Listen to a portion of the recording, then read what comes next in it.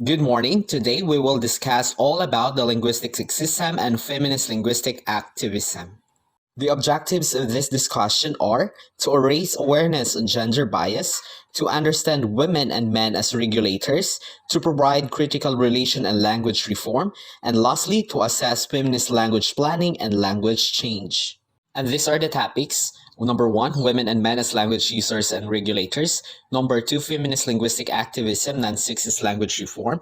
2.1, feminist sexist language campaigns and instant of language planning. 2.2, documenting sexist language practices. 2.3, changing language how. 2.4, choosing non-sexist alternative. 2.5, implementing changes guidelines for non-sexist language. 2.6, assessing feminist language planning. 2.7, increase awareness on gender bias. 2.8, adopting feminist language change. 2.9, non-sexist generic nouns and pronouns in writing. 2.10, naming practices and titles. And lastly, are the changes effective? Let's start with the women and men as language users and regulators. As we all know, the portrayal of men and women as language users has stressed their fundamental differences. A quick perusal of some writings about male and female speakers across languages leaves no doubt that men are perceived not only as powerful speakers but especially as authoritative language users. Women, on the other hand, are often seen as garrulous, frivolous, and illiterate language users. This popular stereotype gained in stature when they were endorsed by or invalidated in the academic and scientific literature of the day. This scientific validation in turn led to the start of the codification and regular of women's speech and women as speakers, as well as other scholars of language and gender have documented many rules, codes, and guides that were developed to codify and control the women language behavior over the past centuries. And essentially, this action cemented men's status as norm makers, language regulators, and language planners. On the other hand, men signaled their authority in language through their roles in the dictionary-making process, in the writing of normative grammars, in the establishment of language academies, and other normative language institutions, and through their involvement in language planning activities. This explains that women were given some authority in language regulation as a norm enforces, both as mother and as school teachers. Especially, women were to ensure that children learn to use language according to the prescribed norms. But in the recent history, women as language regulator is very different. As stated above mentioned, women were subjected to linguistic regulation much more than men. It was linguistic activism associated with the women's movement starting in the 1970s that posed the first major female challenge to male dominance in language regulation and planning. This explains that women of all walks of life started to expose the biased portrayal of the sexes in language use and demonstrated that this portrayal was particularly discriminatory and damaging to women. Instance, Bodin's 1975 paper on androcentrism and perspective grammar showed that sex indefinitely gained its dominant status generic pronoun as a result of female regulation. Barnes' 1986 comprehensive analysis of grammar in relation to gender similarly exposed androcentric practices. This is another powerful expression of language regulation in the dictionary, that female authors or women-oriented publications, especially women's magazines, were seldom included in the source materials. This exposure of bias cast women in the role of critical commentators on men rules. Perhaps the most threatening to men's rules or norm makers were the attempts of women made at becoming normal makers themselves through the formulation of proposal and guidelines for non-sexist use. Developing women norms and implementing them across the speech community is clearly the strongest challenge, if not threat, to male authority in language regulation. This assumption is borne out by often vehement reaction expressed by male-dominated language academies and other linguistic authorities against analysis of linguistic sexism and against proposal for non-sexist language use. Therefore, it will examine the activities which were triggered by the newly gained female consciousness associated with women's movement across the Western during the 1970s and 1980s, and also the extent of which their attempts at becoming normal makers have been successfully. Feminist linguistic activism, non-sexist language reform. And now we have feminist non-sexist language campaigns as an instance of language planning.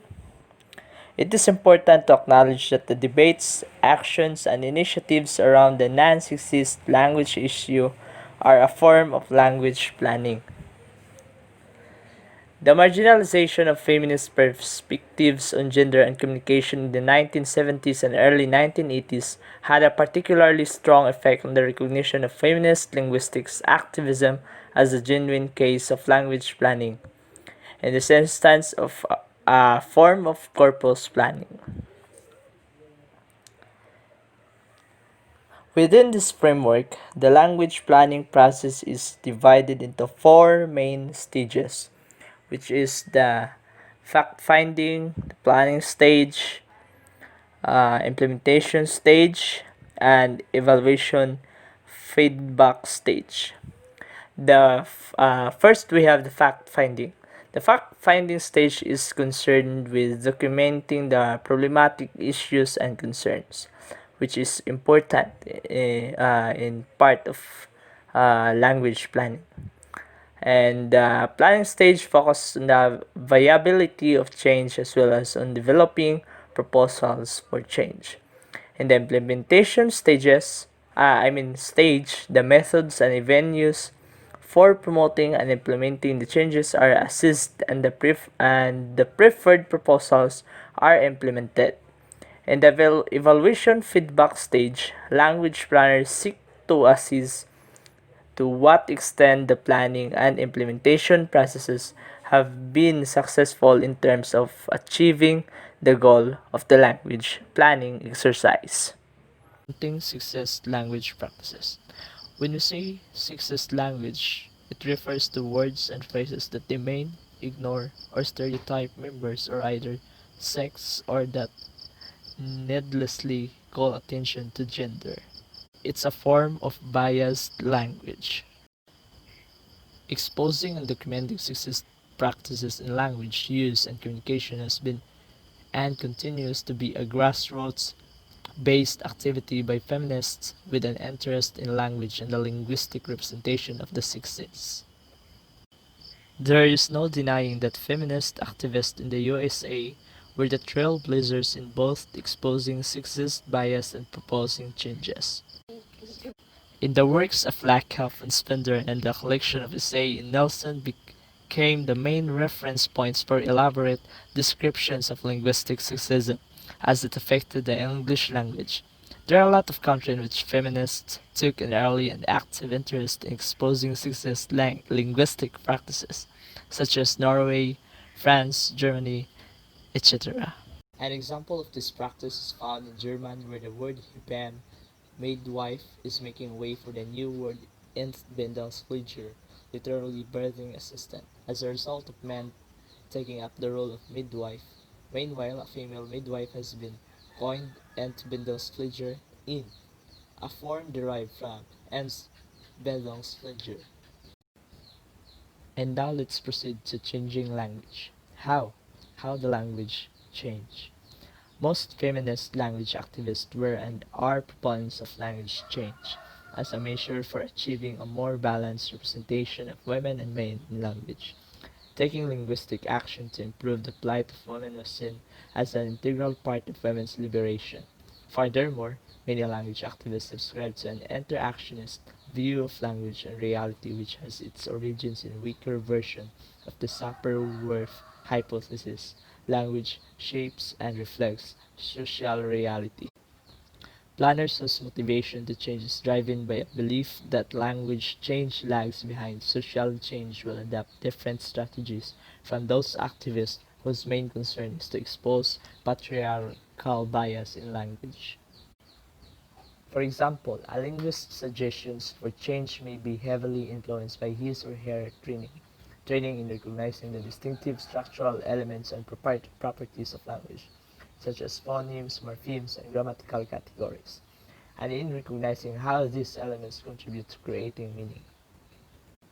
Among this multitude of opinions and views of the questions of change, three main motivations for change can be discerned.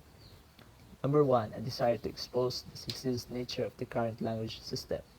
A desire to create a language which can express reality from a woman's perspective, or a desire to amend the present language system to achieve a symmetrical and equitable representation of women and men. Using linguistic disruption is a strategy favored by those wishing to expose the sexist. nature of the represent language system.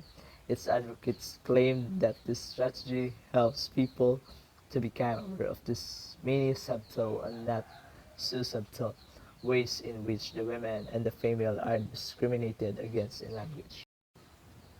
And now we have choosing non-sexist alternatives.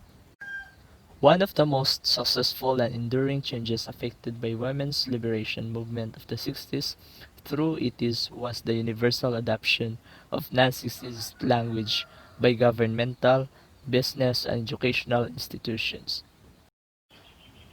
Social and linguistic factors play a role in the selection of the strategies. Social factors revolve around questions of social effectiveness. The chosen strategy should achieve linguistic equality of the sexes by both affecting and reflecting social change relating to women and men in society. This is particularly relevant with regard to occupational nomenclature. Linguistic factors focus on the issue of linguistic viability as well as on matters of language typology. Proposed changes need to take account of the typological features and the structural properties of a language. For example, languages which mark gender through morphological processes may have different options from those that don't. Linguistic viability is also linked to linguistic prescriptivism. Proposed alternatives which are seen to violate deeply ingrained prescriptive rules or norms could obstruct or slow down the process of adoption in the community. Most non-sexist language proposals generated for a range of languages contain explicit or implicit evidence that these social and linguistic factors have played a role in the choice of the principal strategy. However, feminist activists and language planners proposing changes for the same language may differ in the priority they assign to arguments of social effectiveness and of linguistic viability, or how they interpret these concepts. This had led to debates about the preferred principal strategy. The Dutch and German feminist language debates are examples of the tensions about the choice of the main strategy for language change. Dutch and German are typologically closely related languages with a grammatical gender system. Languages with a grammatical gender system classify nouns into gender categories on the basis of morphological or phonological features.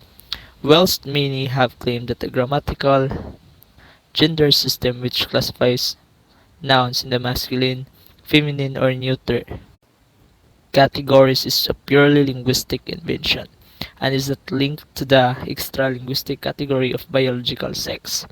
Acknowledge that there is no purely morphological system and that such system always have a semantic core.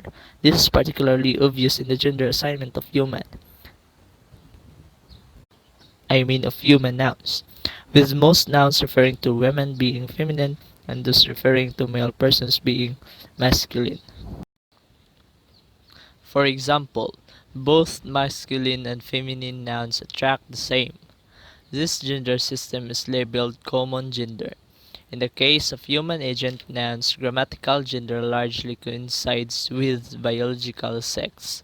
The grammatical gender assignment of human agent nouns similarly displays substantial overlap with biological sex.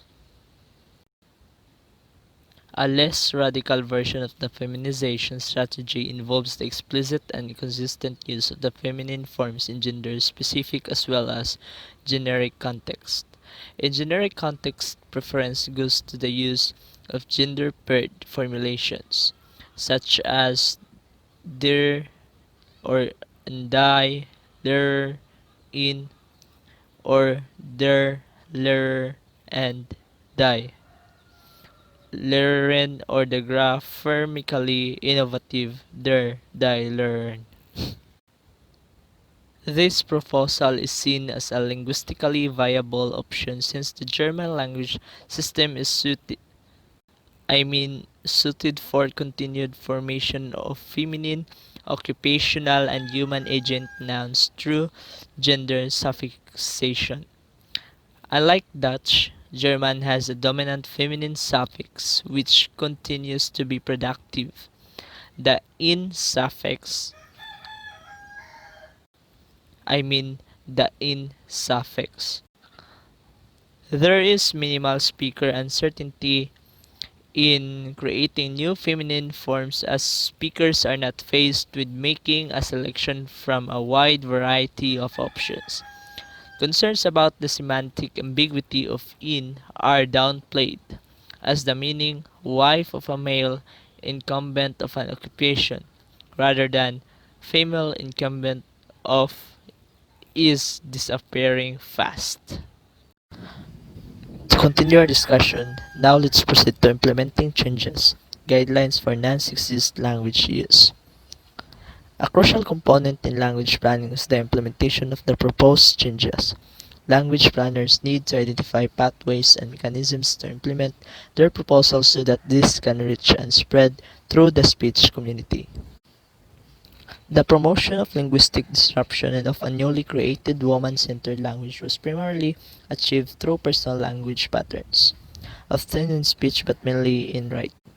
Prominent feminist activists who practiced form of linguistic disruptions became role models for and of feminist linguistic change. Let's proceed to assessing feminist language planning. The relatively recent nature of feminist language planning activities from the mid-1970s at the earliest, and the scant number of investigations to date which have charted non-sexist language change make comprehensive assessment of success or failure yet impossible. Nevertheless, some comments can be made with regards to evidence or a great community awareness of gender bias in language.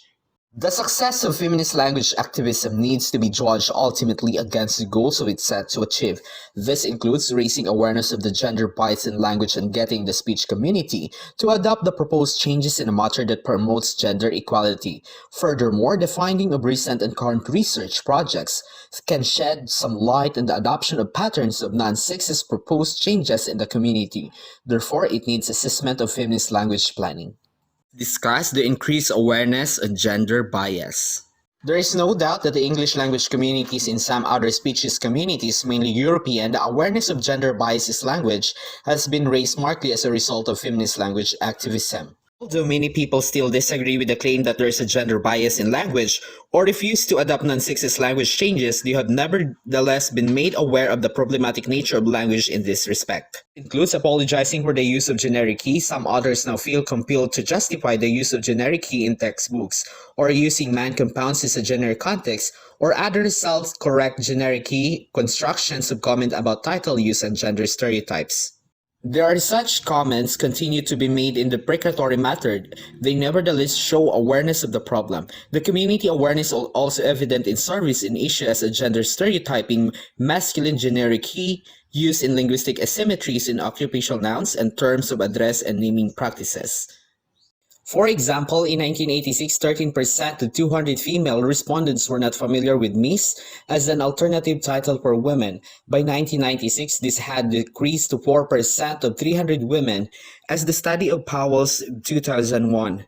It is possible that this stage to discern whether this awareness has been raised more throughout contact with linguistic disruption strategies or through language guidelines striving for linguistic equality. Now, let's discuss the adapting feminist language change. The question right now, does the change spread from public forums or written discourse to public speech? Which sector of the community leads the change and how does it spread from this group to other groups in the community? The systematic investigation into community adaptation of changes linked to the strategies of linguistic disruption or women language developments. Investigating the adaptation of feminist language change is a much more complex issue. It involves exploring which types of feminist language change are being adapted, changing resulting from the linguistic disruption of men-centered and developments or form replacement proposal. It also requires investigating the process by which these changes spread through a speech community.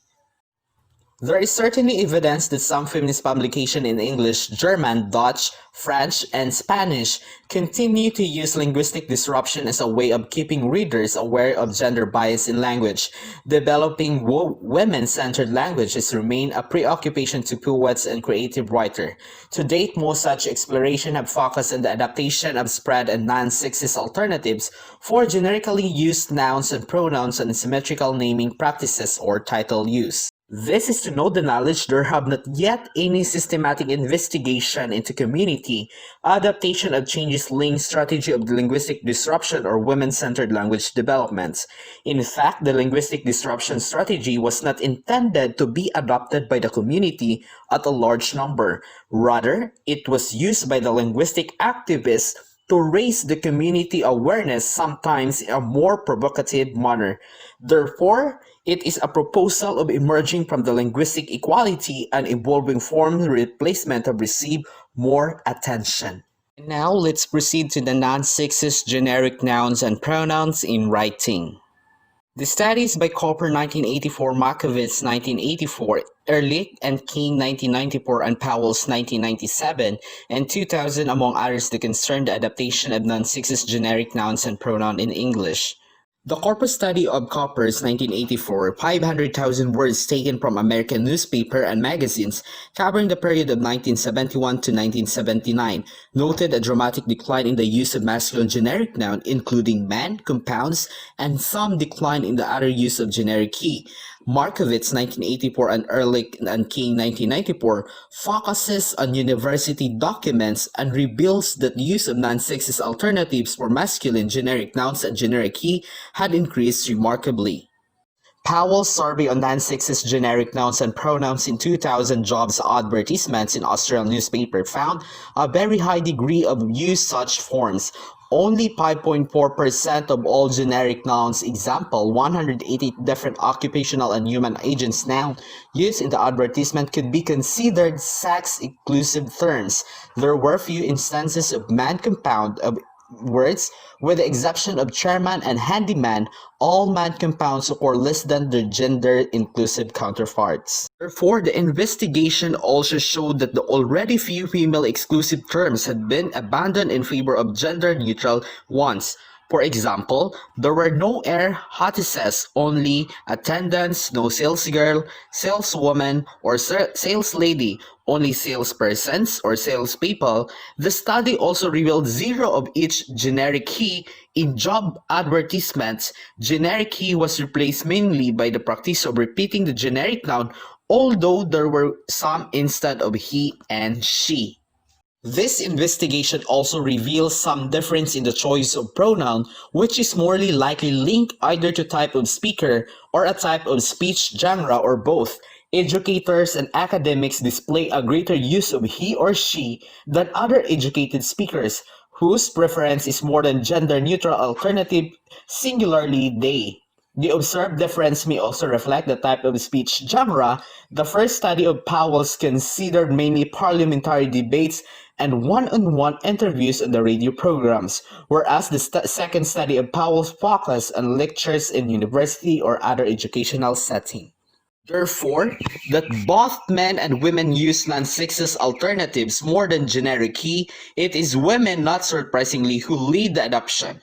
Their combined use of non-sexist alternatives, example of the patterns of 3 and 4 and 5, is 82.34%, whereas that of men of 62%. Another indicator that the non-sexist generic nouns and pronouns in writing, in which that the women leading this change is the most complete absence of generic he among female speakers, whereas men still record 10.16% use in this form. Now let's proceed to the naming practices and titles. Symmetrical use of titles and terms of address for women are the elimination of derogatory and discriminatory naming practices were the goals of feminist linguistic activism. There is some evidence of change in this arena of language use, as well as the increasing number of women adopt naming practices which assert their linguistic independence from men. Therefore, another prominent aspect of feminist linguistic reform concerned naming practices and term of address for women. This also an evident change of women are more likely to keep their premarital name after marriage. There is a growing tendency for another surname to be chosen as the family surname upon the birth of children. Naming practices which is rendered women invisible are starting to disappear. Investigation to date have focused on the introduction and spread of the new title Miss as an term of address for women, on replacing Miss and Mrs. for a discussion of the viability of Miss as a new title for women, as by Powell's of 1998. Although this study revealed an increase in the use of Miss, there is not yet strong evidence as Miss in fact replacing the titles of Mrs. or Miss. Also, this study reveals that an increase in the use of Miss, there is not yet strong evidence that Miss in fact replacing the title of Mrs. or Miss. At this stage, Miss has been added as an option beside Mrs. and Miss, with the later titles unlikely to become obsolete in the near future. As the concluding remark as to men's use of Miss to address women preliminary, evidences from Australia suggests that the few attempts are made by men to use Miss, even though a woman's presence or preference for this form is unknown. And now for the third discussion, are the changes effective? The basis is foremost comments on the effectiveness of this reform is an anecdotal evidence. For instance, there is some evidence that newly created person compounds are not used generically but simply replace woman compounds. Another observation is that some feminist linguistic creation are not used in their intended manner, leading to the duplication of this innovation. Comment that while feminist linguistic innovations such as feminism, sexism, sexual harassment, and date rape. This explains that investigating the effectiveness of the changes is the most important of evaluation of the success or failure of social linguistic reform, that the non-sexist language reform can be considered truthfully successful if there is not only evidence of the adoption of non-sexist alternative, but also evidence that these alternatives are being used in a manner promoting linguistic equality of the sexes. In the study of Kuroshashi 1989, the study, however, revealed no real difference in the mental imagery associated with the masculine generic and gender-inclusive or gender-neutral generic forms, except in the case of women who had reform in their language. This concludes that the adoption of gender-inclusive and gender-neutral will be only effective if there is a personal awareness of the discriminatory nature of the other form and there is a personal commitment to change. And there is also a proof that those who adopt changes because they are aware of the bias and have a personal commitment to change, this ultimately meaning are not fixed and will change over time and according to its context. This applies as much to feminist meaning as to many or other meanings. To sum it up, this discussion about linguistic activism and feminist linguistic activism, that feminist linguistic activism is a genuine form of language reform, showing women in the new rules of critical linguistic commentators, nor breakers, nor makers, even if the ultimate goal of feminist language reform may not be achieved. These linguistic initiatives in action, many of which have been undertaken at the grassroots level, have made a major contribution to expose the ideologization of linguistic meanings to the speech community at a large number, which will be the challenging of hegemony of the meaning promoted and authorized by the dominant group or culture, in this case of men.